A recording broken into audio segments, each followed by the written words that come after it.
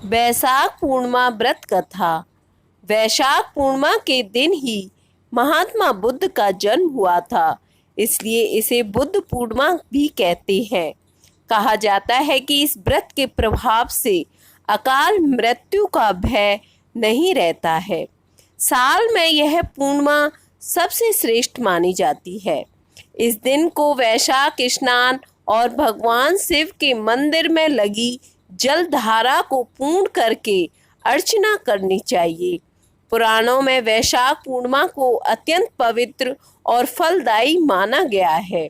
वैशाख पूर्णिमा के दिन शक्कर और तिल दान करने से अनजाने में हुए पापों का क्षय भी हो जाता है। द्वापर युग में एक बार यशोदा माँ ने श्री कृष्ण से कहा कि वह सारे संसार के उत्पादनकर्ता पालनहारी है।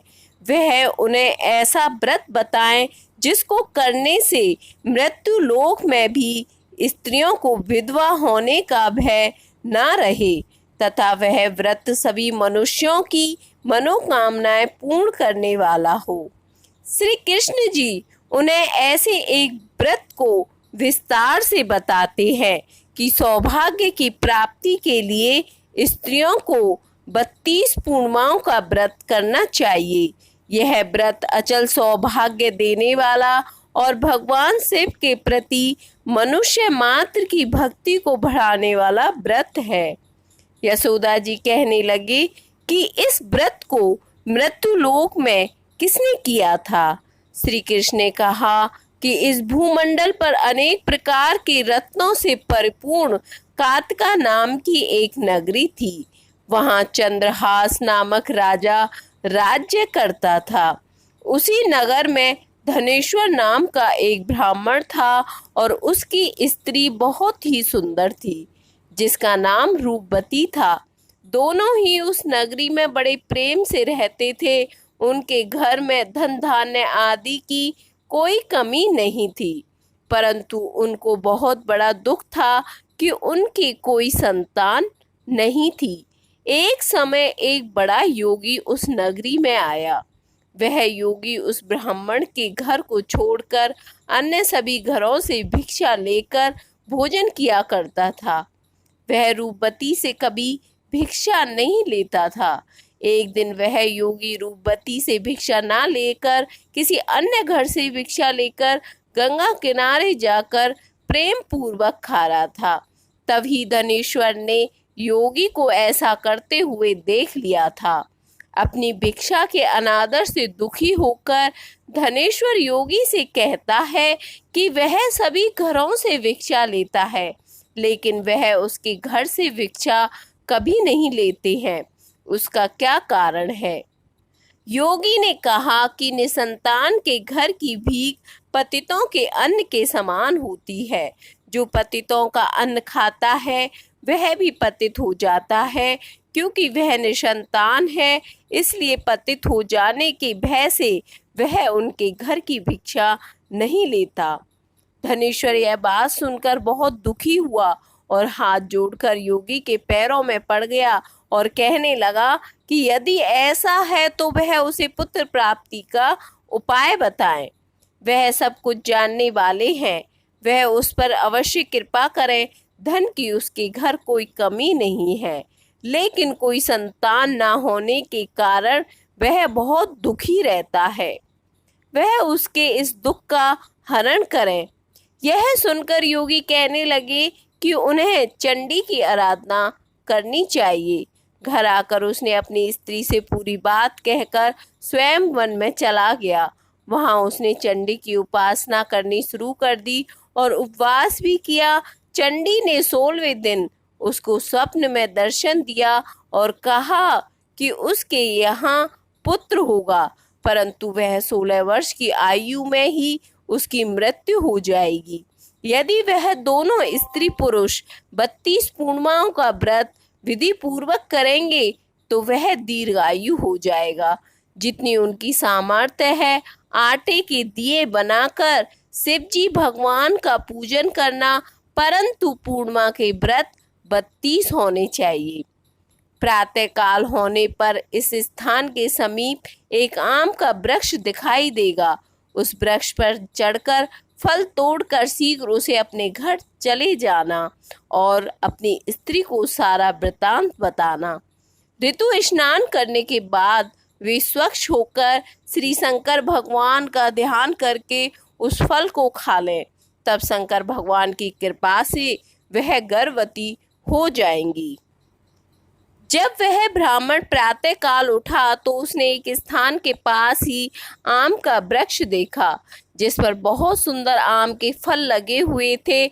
उस ब्राह्मण ने आम के वृक्ष पर चढ़कर फल को तोड़ने का प्रयास किया, परंतु वृक्ष पर कई बार कोशिश करने पर भी वह चढ़ नहीं पाया। तब उस ब्राह्मण को बहुत चिंता हुई और विघ्न विनाशक श्री गणेश भगवान जी की वंदना करने लगे। वह उस पर कृपा करके इतनी शक्ति दी कि वह अपने मनोरथ को पूरा कर सकें। इस प्रकार गणेश जी की प्रार्थना कर उनकी कृपा से धनेश्वर वृक्ष पर चढ़ गया और उसने सुंदर आम के फल को तोड़ लिया। उस धनेश्वर ब्राह्मण ने जल्दी से घर जाकर अपनी स्त्री को वह फल दे दिया और उनकी स्त्री ने अपने पति के कहे अनुसार उस फल को खा लिया और वह गर्भवती हो गई। देवी जी की असीम कृपा से एक अत्यंत सुंदर पुत्र उत्पन्न हुआ जिसका नाम उन्होंने देवीदास रखा। बालक शुक्ल पक्ष के चंद्रमा की भांति अपने पिता के घर में बड़ा होने लगा। भगवान की कृपा से वह बालक बहुत ही सुंदर, सुशील, विद्या पढ़ने में बहुत ही निपुण हो गया। दुर्गा जी की आज्ञा के अनुसार उनकी माता ने 32 पूर्णमासी का व्रत रखना आरंभ कर दिया जिससे उसका पुत्र बड़ी आयु वाला हो जाए। 16वां वर्ष लगते ही देवीदास के माता पिता को बहुत चिंता हो गई कि कहीं उनके पुत्र की इस वर्ष मृत्यु ना हो जाए।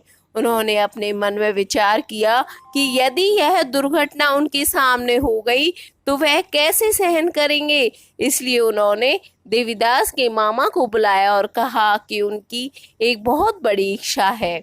देवीदास 1 वर्ष तक काशी में जाकर विद्या का अध्ययन करे और उसको अकेला भी नहीं छोड़ना। इसलिए वह साथ चले जाए और 1 वर्ष के बाद इसे वापस ले आए।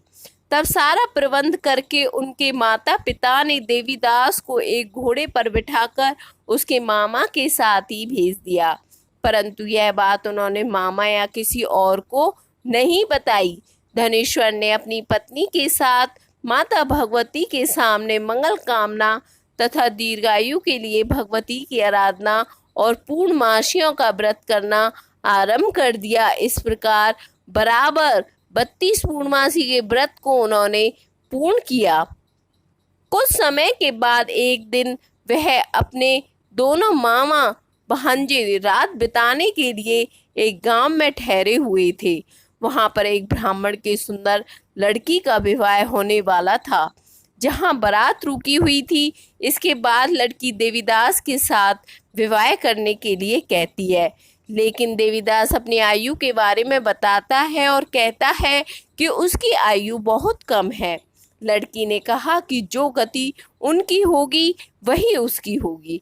इसके बाद देवीदास और उसकी पत्नी दोनों ने भोजन किया।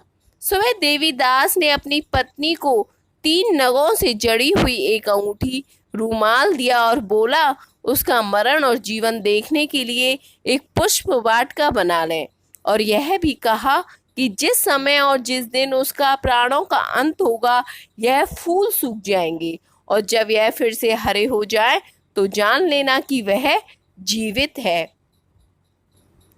भगवान श्री कृष्ण कहते हैं कि इस प्रकार देवीदास काशी विद्या अध्ययन के लिए चला गया। जब कुछ समय बीत गया तो काल से प्रेरित होकर एक सर्प रात के समय उसको डसने के लिए वहां आया। उस विषधर के प्रभाव से उसके शयन का स्थान चारों ओर विष की ज्वाला से विषैला हो गया, परंतु व्रत के प्रभाव से उसको काट नहीं पाया, क्योंकि पहले ही उसकी माता ने 32 पूर्णमासियों का व्रत रखा था। इसके बाद स्वयं काल वहां पर आया और उसके शरीर से प्राणों को निकालने की कोशिश करने लगा। जिससे वह बेहोश होकर पृथ्वी पर गिर गया।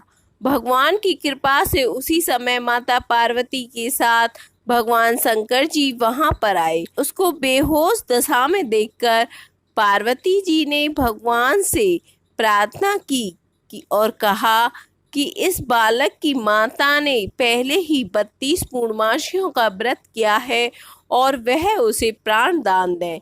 इस प्रकार शिव जी को उसको प्राण देते हैं। इस व्रत के प्रभाव से काल को भी पीछे हटना पड़ा और देवीदास स्वस्थ होकर बैठ गया। उधर उसकी स्त्री उसके काल की प्रतीक्षा किया करती थी। जब उसने देखा कि उस पुष्प वाटिका में पुष्प सूख भी नहीं रहे तो उसको बहुत हैरानी हुई। लेकिन जब वह वाटिका हरी भरी हो गई तो वह जान गई कि उसके पति को कुछ नहीं हुआ है। यह देखकर वह बहुत ही प्रसन्न मन से अपने पिता से कहने लगी कि उसके पति जीवित हैं और वे उन्हें खोजें। जब 16वां साल बीत जाने पर देवीदास अपने मामा के साथ काशी में वापस चला गया। उधर उनके ससुर घर में उनको खोजने के लिए जाने वाले ही थे कि वह दोनों मामा भांजे वहां आते हुए दिखे। उनको आया हुआ देखकर उसके ससुर को बहुत प्रसन्नता हुई और वह प्रसन्नता के साथ उन्हें अपने घर ले गए। उस समय नगर के निवासी भी वहां इकट्ठे हो गए और कन्या ने भी लड़के को पहचान लिया। कुछ दिन बाद देवीदास अपने पत्नी और मामा के साथ बहुत से उपहार लेकर अपने नगर में चले गए। वह अपने गांव के निकट पहुंच गए तो कई लोगों ने उसको देखकर उसके माता पिता को पहले ही खबर दे दी कि उनका पुत्र देवीदास अपनी पत्नी और मामा के साथ आ रहा है। ऐसा सुनकर उनके माता पिता बहुत ही खुश हुए। पुत्र और पुत्रवधू के आने की खुशी से धनेश्वर ने बहुत बड़ा उत्सव मनाया। तब श्री कृष्ण जी कहते हैं कि धनेश्वर 32 पूर्णमासियों के प्रभाव से पुत्रवान हुआ। जो व्यक्ति इस व्रत को करते हैं जन्म जन्मांतर के पापों से छुटकारा प्राप्त कर लेते हैं। इस दिन का बहुत ही अधिक महत्व होता है। इस दिन का दान करना शुभ माना जाता है और इस दिन किए गए दान का कई गुना ज़्यादा फल प्राप्त होता है। इस पावन दिन व्रत करने से सारे पापों का नाश होता है और मृत्यु के बाद वैकुंठ लोक में स्थान मिलता है। वैशाख पूर्णिमा के दिन जो भी व्रत रखता है भगवान विष्णु की आराधना करता है उसके दुख दूर हो जाते हैं।